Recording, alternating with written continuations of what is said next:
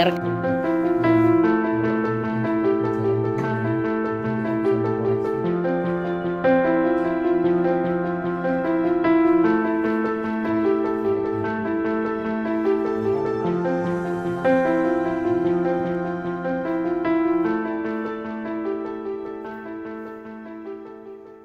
Jadi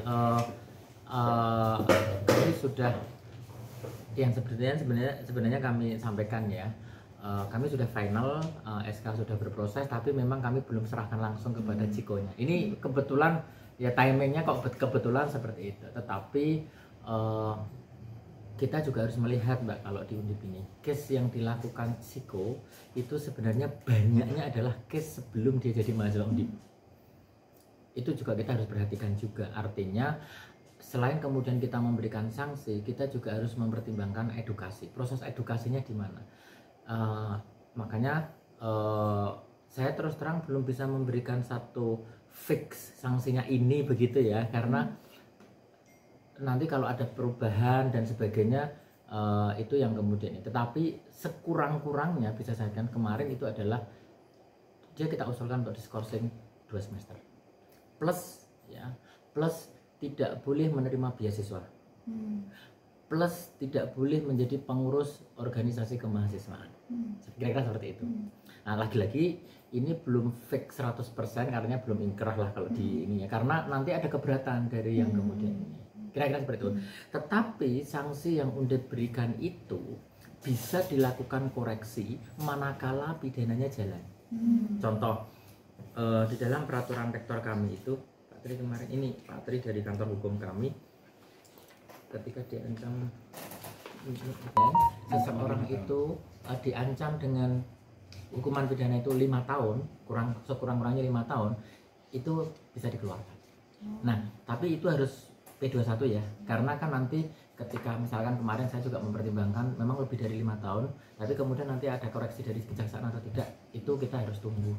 Jadi secara prinsipal seperti itu, kita memproses sesuai dengan kewenangannya di Undip, yaitu adalah pelanggaran kekerasan, dalam hal ini adalah kekerasan seksual.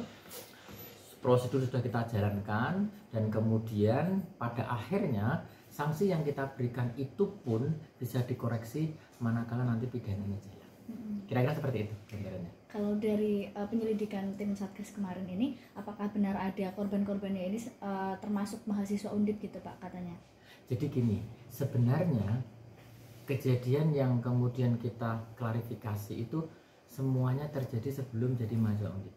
Bahwa kemudian ada korban mahasiswa Undip karena mereka sebelumnya memang satu SMA. Jadi kan dari SMA 11, kemudian setelah lulus kan ada yang di Undip, ada yang di perguruan tinggi mana gitu, ada yang di Polines juga begitu. Nah, kebetulan ada yang mahasiswa Undip saat ini yang termasuk mendapatkan itu. Tetapi lagi-lagi saya katakan itu kejadiannya hampir semuanya itu terjadi sebelum Undip. Kira-kira seperti itu yang kami lihatnya seperti itu. Mungkin kalau dari Undip sendiri melihat adanya kasus ini sendiri, nanti kedepannya seperti apa Pak? Apakah ini juga dari Undip mengecam perbuatan Ciko atau oh gini, kalau terkait dengan tindak pidana kekerasan termasuk kekerasan seksual, kita tidak bertoleransi sih. Tentu melihat kadarnya, apakah kemudian sanksi itu diberikan atas tindakan yang dilakukan. Tidak semuanya kemudian kita berikan misalkan sanksi DO, tidak semuanya kemudian kita berikan sanksi 2 semester begitu ya. Tapi sangat tergantung pada hasil klarifikasi, hasil pemeriksaan tim Satgas seperti apa begitu. Kalau memang nyata-nyata benar dan itu termasuk kategori berat ya pasti kita demo. Tapi intinya seperti itu. Kita selain itu juga sosialisasi terhadap tindakan kekerasan seksual itu juga sangat masif kita lakukan. Kira-kira seperti itu. Saya ingin meminta permohonan maaf atas perbuatan saya yang dimana saya telah menjadi mengatur foto maupun video teman-teman tanpa izin pada komputer saya.